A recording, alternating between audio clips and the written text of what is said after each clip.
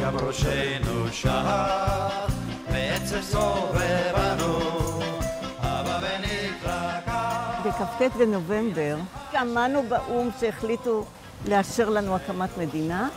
נכנסנו לאקסטזה של ריקודים ושירים והלכנו ברחובות של תל אביב והוצאנו את כל האנשים מהבתים עם הפיג'מות.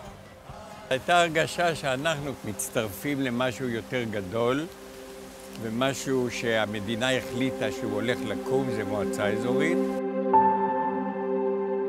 עם הקמת המדינה, הילל שלנו התמנה לראש המועצה האזורית הגליל העליון. בי"א באדר, תש"י, נתקיימה במשק כפר גלעדי תל חי, ישיבת הפתיחה של המועצה האזורית הגליל העליון.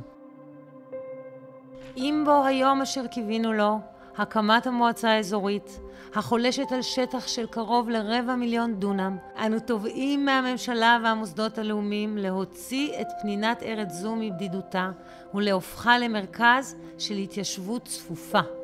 ברגע שזה הפך להיות רסמי ומוכרז על ידי המדינה, והייתה ישיבת מליאה חגיגית שהייתה בכפר גלעדי, והילל נבחר פה אחד להיות ראש המועצה הראשון. להילל קראו פותח הדלתות. כן. הילל היה קשר קודם אל האנגלים, ואחר כך אל השלטונות שלנו.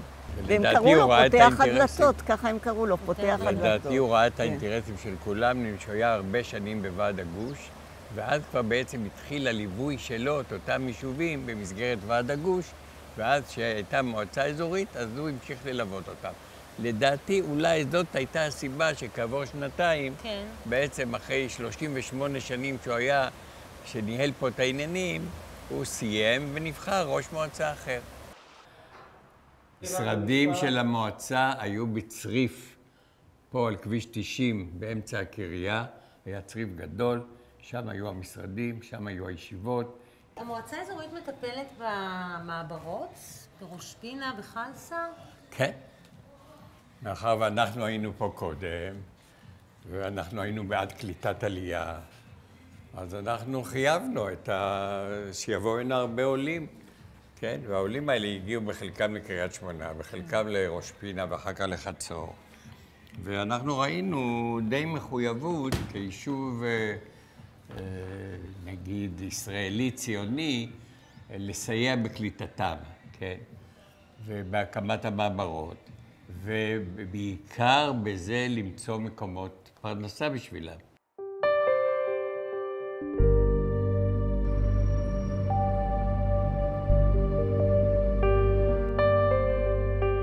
כראש מועצה פועל הילל לקליטת עלייה. הוא מפעיל לחצים על המוסדות להזרים עולים לאזור.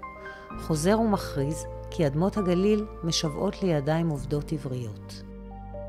מעברות הוקמו בראש פינה וקריית שמונה.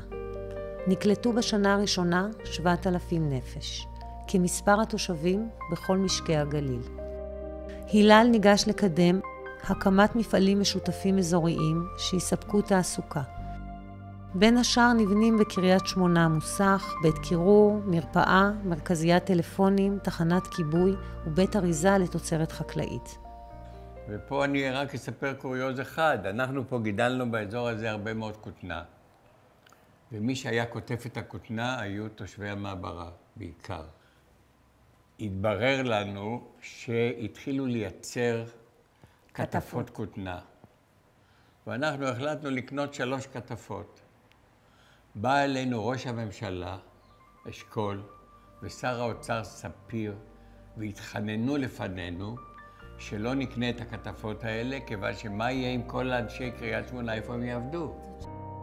ואנחנו דחינו את קניית הכתפות לכמה שנים,